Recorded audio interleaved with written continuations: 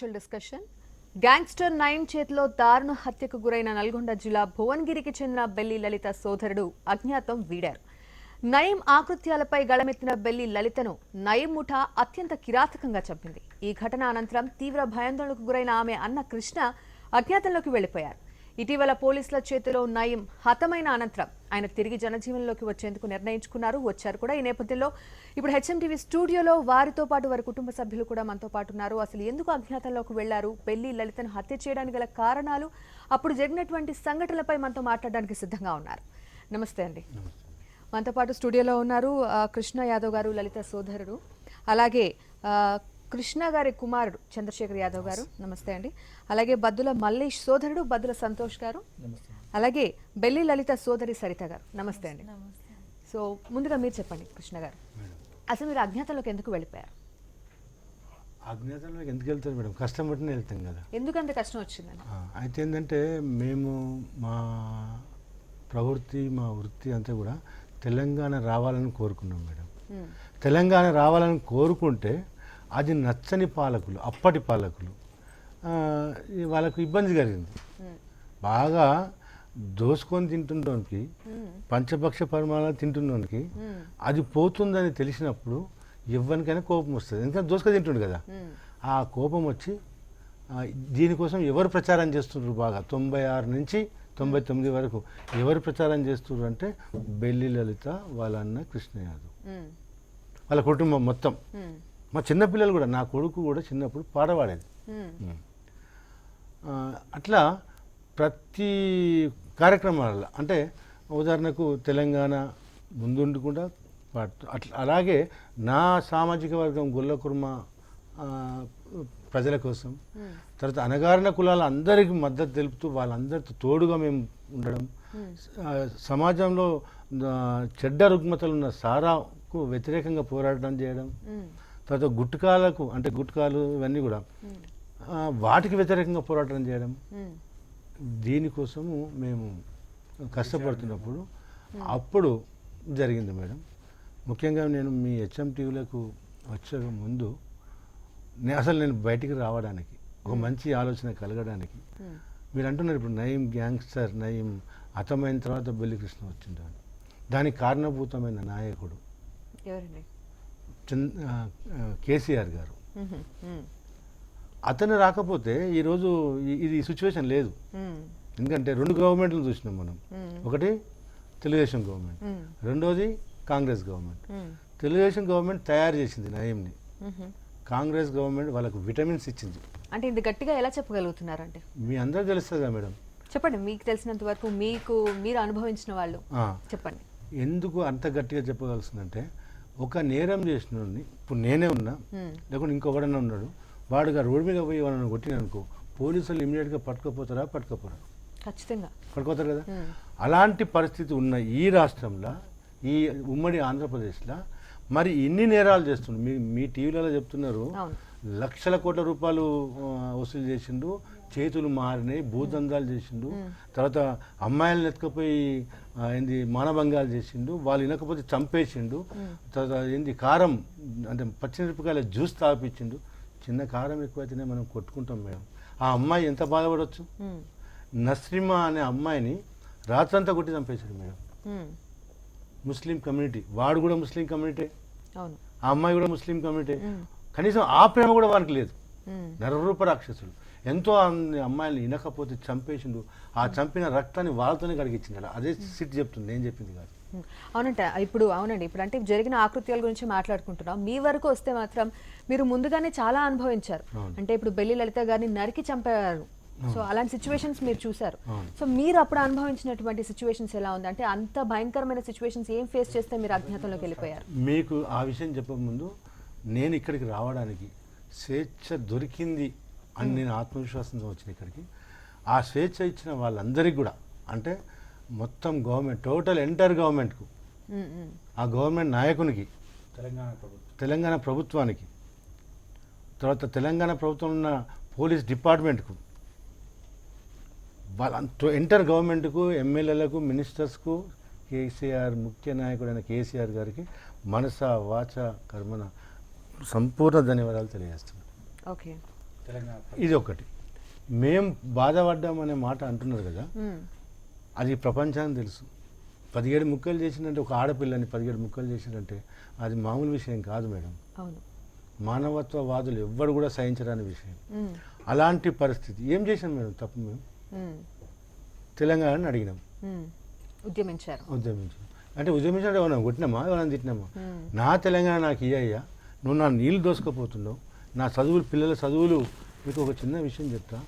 కేసీఆర్ గారు ముఖ్యమంత్రి కాకముందు వాళ్ళు అంతా ఆంధ్ర వలస పాలకులే. అంటే ఆంధ్ర వలస పాలకులు అంటే నేను ప్రజలను అంటలేను, ఆంధ్ర ప్రజలను అంటలేను. ఆంధ్ర ప్రజలు నా సోదరులు, వాళ్ళందరి పాదాలకు వందనాలు.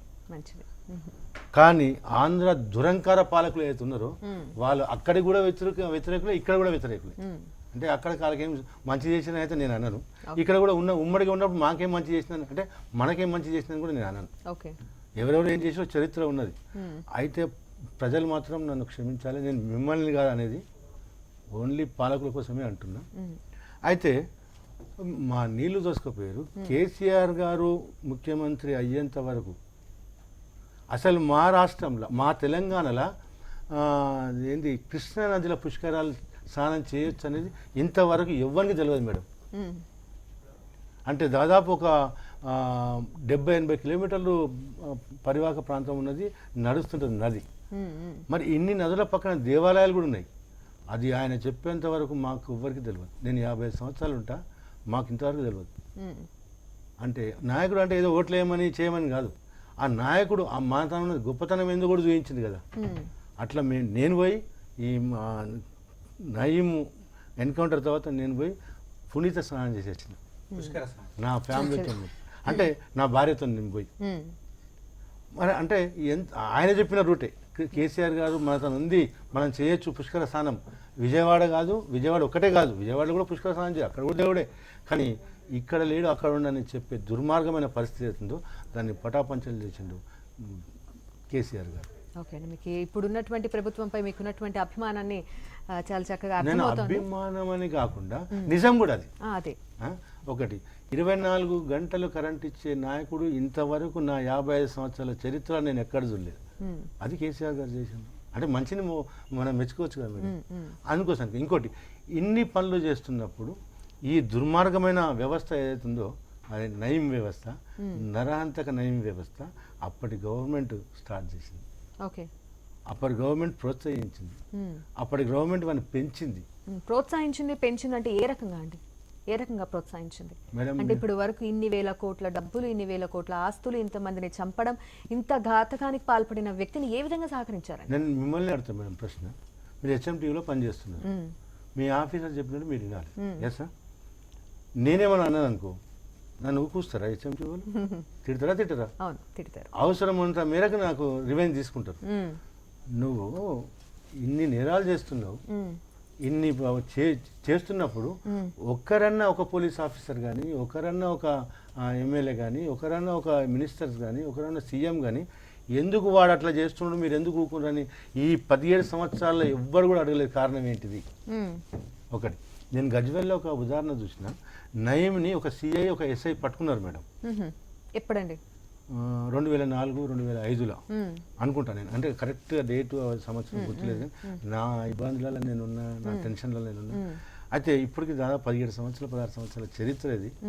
అయితే అక్కడ పట్టుకున్నప్పుడు వాళ్ళకు పోలీసు రీతిలో బుద్ధి చెప్పే ప్రయత్నం చేసారు వాళ్ళు, సిఐ అండ్ ఎస్ఐ. ఎందుకంటే వాళ్ళ ముందు నేరం చేస్తున్నాడు, వీడు అది చేస్తున్నా, ఇది చేస్తున్నాడని అర్థమైంది వాళ్ళకు. అర్థమై ప్రయత్నం చేయబోయింది. ఎంబడే నయీం ఫోన్ తీసి, ఒక్క నిమిషం ఆగండి నేను మాట్లాడుతాను, ఎవరికి ఒకరికి ఫోన్ చేసి, అదృశ్య శక్తి ఫోన్ చేస్తే ఇమీడియట్గా వాళ్ళకి ఫోన్ ఇవ్వండి అని చెప్పేసి మాట్లాడిన తర్వాత, నువ్వు ఆయనను వదిలేసేయి అంటే గల్లా ఎగురేసుకుంటా వాళ్ళ ముంగట. అంటే సిఐఎస్ఐ ముంగట ఒక పోలీస్ ఆఫీసర్స్ ఎంత కఠినంగా ఉంటే జనం, అంటే దొంగలు రౌడీలు కంట్రోల్ అవుతారు. కానీ ఆ పట్టుకున్న పోలీస్ ఆఫీసర్నే తలకాయ కిందికి వేసినట్టు చేసి, అదృశ్య శక్తి ఎవరు తెలియదు మనకు, వేసి వాళ్ళ ముంగట గల్లా ఎగిరేసుకుంటూ వచ్చి పోతున్నప్పుడు చూసే జనాలకి ఏమనిపిస్తుంది, పట్టుకొచ్చిన పోలీసు ఆఫీసర్లకు ఏమనిపిస్తుంది, వాళ్ళ మానసిక ధైర్యం ఉంటుందా, వాళ్ళ ఆత్మవిశ్వాసం ఉంటుందా? అది ఒక గజ్వేల్లో జరిగింది. కానీ నయీంని ఎక్కడ పట్టుకోలేదు అంటే అర్థమైంది, ఇప్పుడు మీరు హెచ్ఎంటీవీ వరకే మాట్లాడగలుగుతారు, ఇంకో దగ్గర పోయి మాట్లాడగలుగుతారా? అంటే మీకు అధికారం లేదు అక్కడ పోతుంది. కానీ నయీం ఎక్కడ పోయినా అక్కడ పట్టుకోవద్దనే అదృశ్య శక్తి చెప్తుంది. అయితే మీరు ఇప్పటివరకు అజ్ఞాతంలో ఉన్నారు ఇన్నేళ్ల నుంచి, కానీ ఇక్కడ ఏం జరుగుతుందనే ఇన్ఫర్మేషన్ మీకు ఎలా తెలుస్తుంది? ఎందుకుంటారు మేడం? నా ప్రాణ స్నేహితులు ఉంటారు కదా మేడం. నా ప్రాణ స్నేహితులు బద్దుల మల్లేష్ చావడానికైనా సిద్ధమే, కానీ బెల్లికృష్ణ మీద ఒక్క ఈగ కూడా వాళ్ళని అన్నాడు బద్దుల మల్లేష్. నా బావ శ్రీరామరాములు వెన్నంటే ఉండేది మేడం నాకు. ఓకే అండి, ఇప్పుడు మనం బద్దుల మల్లేష్ గురించి మాట్లాడుతున్నాం. మరి వారి సోదరుడు సంతోష్ గారు ఇక్కడ ఉన్నారు. మీరు చెప్పండి, అసలు నయీం చేసేటటువంటి ఈ ఘాతకాలు ఇవన్నీ మీరు ఎలా చూశారు? చూస్తున్నాం, అది మా అన్నయ్య చనిపోయింది, నయీం చంపడం వల్లనే మా అన్నయ్య చనిపోయిండు. అది లలిత అక్కని కూడా నయమే చంపిండు. ఇదంతా అందరికీ తెలుసు, పేపర్లలో వస్తుంది, అందరికీ తెలిసిన విషయమే. ఇక కొత్తగా నాకు ప్రత్యేకంగా నాకు వేరే వారు చెప్పిన అవసరం లేదు, అందరికీ తెలుసు విషయం ఏందో అందరికీ తెలుసు. కానీ అడిగే వాళ్ళు లేరు, మనం కూడా అడిగేటోళ్ళు. అంటే అతను ఆ నయీం బెదిరింపులు కావచ్చు అవన్నీ మీరు కళ్ళారా చూసిన వాళ్ళు, సో ఎలా ఉంటాయి అసలు? లేదు మేడం, మా అన్నయ్య చనిపోయిన తర్వాత నేను ఊర్లో ఉన్నాను మేడం. ఊర్లో ఉన్నప్పుడు నయీం మనుషులు వచ్చి, అంటే నయీం మనుషులు అని కాదు, నక్సల్ సానుభూతి పరుగా ఉన్నవాళ్ళు, మా ఊర్లో ఉన్నవాళ్ళు వచ్చి నా దగ్గరకు వచ్చి దళంలో చేద్దాం, నయీం చంపుదాం, నువ్వురా పోదామని చెప్పి నన్ను రెచ్చగొట్టేవాళ్ళు. కానీ నేను ఎప్పుడు కూడా వాళ్ళ మాటలు వినలేదు. మా అన్నయ్యనే చనిపోయిండు, ఇలాంటి సందర్భంలో మా అమ్మ నాయన వాళ్ళ సంతోషమైన ఇలాంటి నాకు ఏది కూడా అవసరం లేదు, నేను రానని చెప్పిన. కొన్నాళ్ళ తర్వాత వాళ్ళ మీద నక్సల్ దాడి చేసినప్పుడు నయీం తెల్లారి మా ఊరికి వచ్చి మీటింగ్ పెట్టిండు. ఇప్పుడు రండి, ఎక్కడున్నా నాకు ఏడున్నా నా ముందుకు రండి చూసుకుందామని చెప్పి. ఎవరైతే నా దగ్గరికి వచ్చిరో నేను అప్పటిదాకా నేను అనుకుంటున్నా వీళ్ళు నక్సల్ సానుభూతి వాళ్ళు అనుకున్నాను. కానీ అప్పుడు తెలిసింది నాకు వీళ్ళు నయీం మనుషులని. ఆ రోజు నాకు గుండె జారిపోయింది. ఇది ఏమాత్రం రెచ్చిపోయినా కూడా నేను ఉండేవాడిని కాదని. ఆ భయంతో నేను ఈ రోజు వరకు నేను ఊరికే పోను మేడం. నేను ఎప్పుడైనా పోతే నా టైంలో పోయాను వచ్చాను అంతే. మా నాన్న చనిపోతే ఊరికి పోతే నన్ను ఎవరు గుర్తుపెట్టే వాళ్ళే లేరు అసలు. అప్పటి నుంచి భయంతో బయట. మా తల్లికి మేము ముగ్గురం పిల్లలం, ఇద్దరం అని చెప్పుకునేవాడిని నేను ఎప్పుడు కూడా. ఇంకో ఆయన ముగ్గురు పేరు చెప్తే ఇంకో ఆయన ఎవరు, ఆయన ఎట్లా చనిపోయింది ఇవంతా చెప్పుకోవాల్సి వస్తుంది. నా స్నేహితులకు ఎవరు కూడా తెలియదు. ఇప్పుడు రేపు తెలుస్తుంది వీళ్ళందరికీ, స్నేహితులందరికీ. ఈ బద్లమ్మలు వేస్తాం. ఓకే అండి.